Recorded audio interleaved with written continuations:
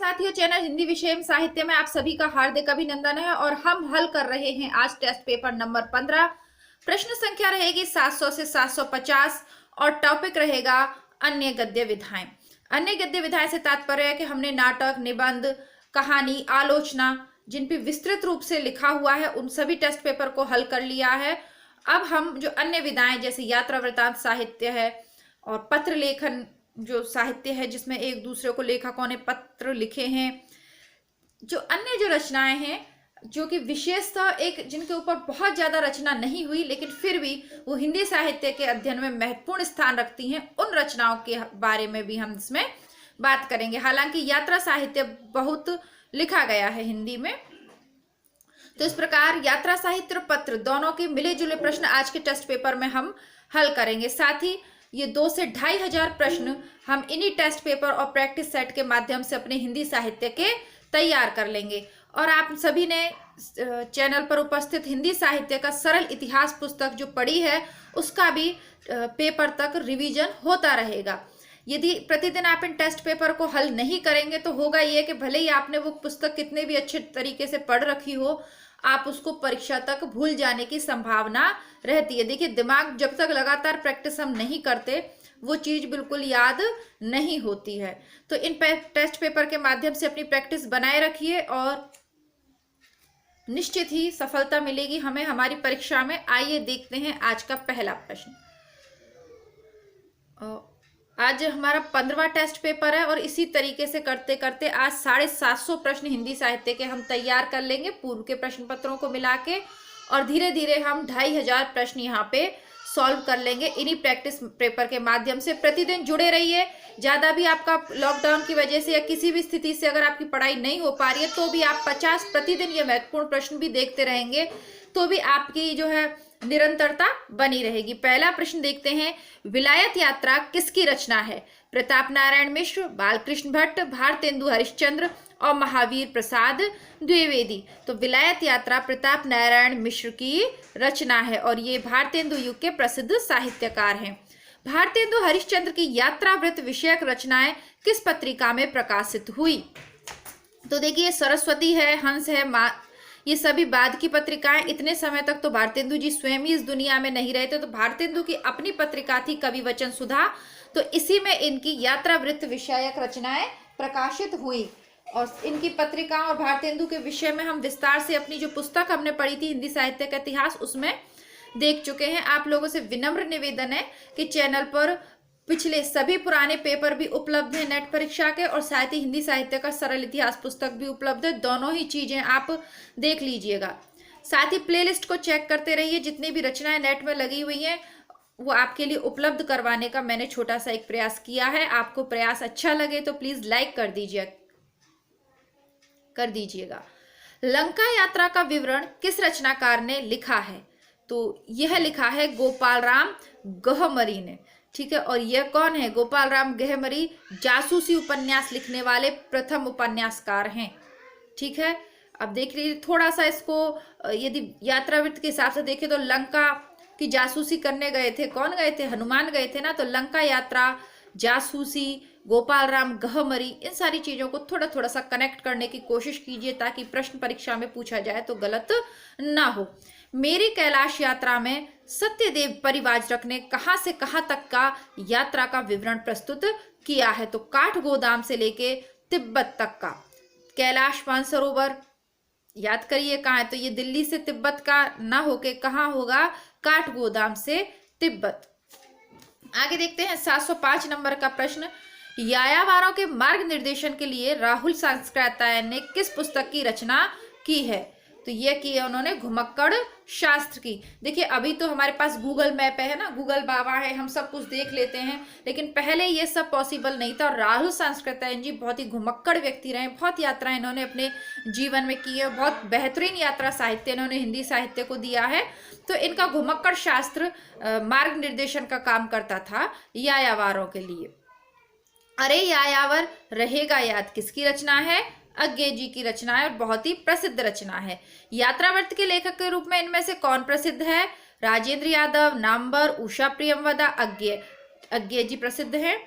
उड़ते चलो किसकी रचना है? रामवृक्ष वैनीपुरी की, यह भी यात्रा वृतांत है।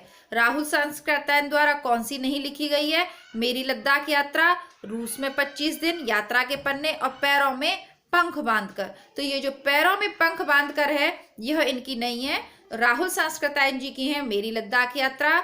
और राहुल सांस्कृत्यायन रूस में 25 मास, और राहुल सांस्कृत्यायन की है यात्रा के पन्ने। कौन सी नहीं है के साथ यह भी याद रखें कि कौन सी है।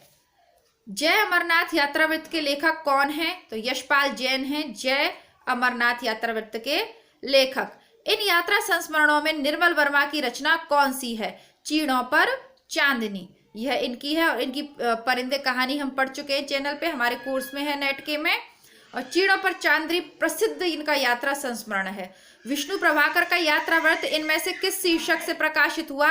हंसते निर्जर दहकती भट्टी। विष्णु प्रभाकर, प्रभाकर होता है सूरज, तो हंसते निर्जन दहकती भट्टी।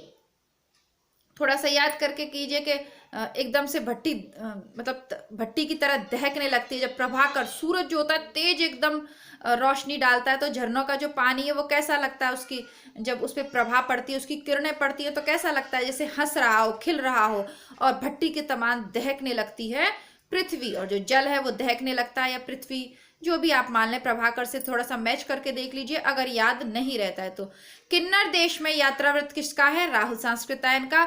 यात्रा साहित्य किसने नहीं लिखा? अज्ञे ने भी लिखा है, निर्मल वर्मा ने भी लिखा है, इन दोनों को हम देख चुके हैं ऊपर।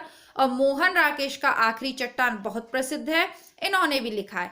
तो अब श्रीकांत वर्मा जी भी बचे, इन्होंने नहीं लिखा है ना। अज्ञे का तो हम पढ़ ही चुके हैं, अरे यायावर रहेगा याद। निर्मल वर्मा का हो गया चीड़ों पर चांदनी, मोहन राकेश का मैं बता देती हूँ आपको आखिरी चट्टान। बचे कौन? श्रीकांत वर्मा, तो इन्होंने नहीं लिखा होगा।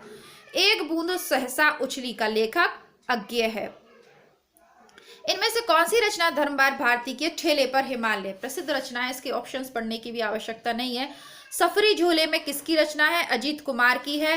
पैरों में पंख बांधकर किसकी रचना है? राम वृक्ष वैनीपुरी की। तो जिसके पैरों में पंख लगे होते हैं वही तो वृक्ष की चोटी पर, वैनी पर, वैनी होती है चोटी, वैनी गूंथते हैं ना, तो वृक्ष की चोटी पर कौन पहुंच पाएगा? जिसके पैरों में पंख होंगे, पैर नहीं होंगे बल्कि पंख होंगे। भाई आदमी तो पहुंच नहीं पाता, बहुत ऊंचे ऊंचे वृक्ष हैं, कैसे पहुंचेगा? पैरों में पंख बांधकर उड़कर पहुंच जाएगा। राम वृक्ष वैनीपुरी पर, राम के वृक्ष, राम का जो वृक्ष है ना उसकी चोटी पर।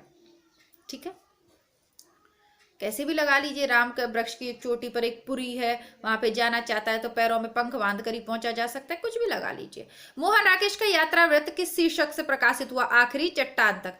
रिपोर्टाज किस भाषा का शब्द है? फ्रांसीसी। हिंदी में रिपोर्टाज लेखन की परंपरा किसने शुरू की? तो शिवदास सिंह चौहान ने इसको शुरू किया था, और ये हम पढ़ चुके हैं पुस्तक में। हिंदी का पहला रिपोर्टाज कौन सा है? लक्ष्मीपुरा। बंगाल के अकाल पर किसने मार्मिक और सशक्त रिपोर्टाज लिखे? रांगे राघव ने। पहाड़ों में प्रेम में संगीत किसका है? उपेंद्र नाथ अश्क का। हिंदी का पहला रिपोर्टाज किस पत्रिका में प्रकाशित हुआ? रूपाब में प्रकाशित हुआ था, लक्ष्मीपुरा।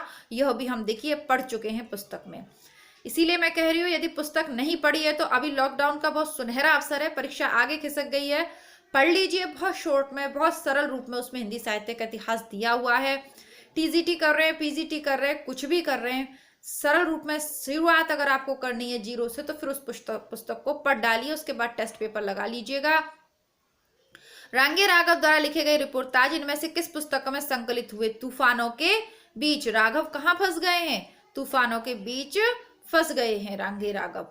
इनमें से कौन सा रिपोर्टाज लेखक नहीं है? धर्मवीर भारती भी है, अज्ञे भी है, निर्मल वर्मा भी है, नगेंद्र जी नहीं है, साहित्यकार हैं ये।